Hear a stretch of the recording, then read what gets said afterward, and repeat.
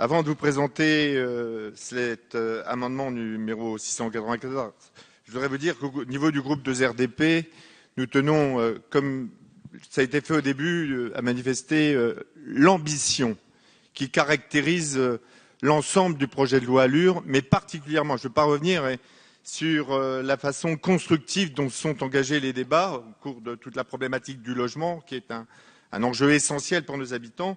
Et là, avec cet article, c'est une autre ambition, une ambition qui n'est pas mince, puisque la modernisation des documents de planification et d'urbanisme, c'est un sujet qui est revenu depuis très longtemps. Je ne dis pas que nous obtiendrons l'ensemble des objectifs de simplification. Pour autant, je pense que c'est absolument nécessaire, comme vous l'avez rappelé, et je tiens aussi à mettre en avant non seulement cette volonté d'équilibre, mais de cohérence dans l'ensemble du projet.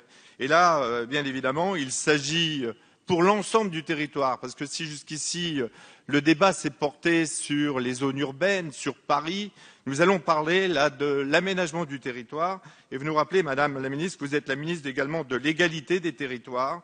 Et donc, c'est pourquoi, dans le groupe 2RDP, nous tenons à saluer cette volonté. Je ne veux pas revenir sur la perspective qui concerne donc l'urbanisme commercial, qui a été soulevée par une de nos collègues, sur laquelle nous sommes également intervenus. Et je salue l'intervention, même si ce sont des petits pas vers ces projets-là, et tout du moins, nous sommes satisfaits. Pour autant, je voudrais dire que nous poserons quelques amendements, comme le projet qui suit, en référence avec le club des parlementaires à vélo, mais bien au-delà, c'est tout ce qui touche aussi aux problématiques de la ruralité.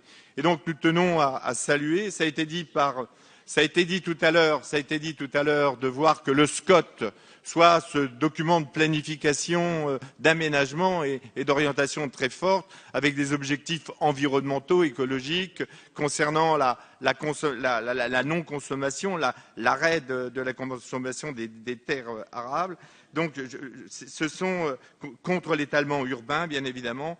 Donc, ce que je voudrais dire aussi, c'est que dans les aménagements que je proposerai, il y a des spécificités territoriales comme les zones de montagne, comme bien évidemment la Corse, avec mes deux collègues Giacobbi et puis Giraud. Donc voilà, je voulais dire, et je souhaite que l'esprit de consensus qui nous a animés pendant ces 3 jours de travail puisse encore être des nôtres au cours de l'examen de ces documents très importants.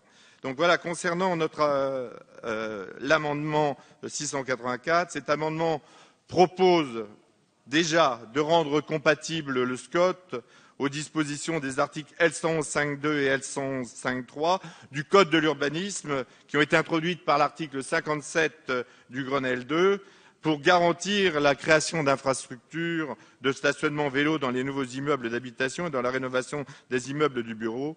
Il s'avère en effet aujourd'hui que cette obligation légale ne fait pas l'objet d'une prise en compte systématique. Tel est donc l'objet de cet amendement.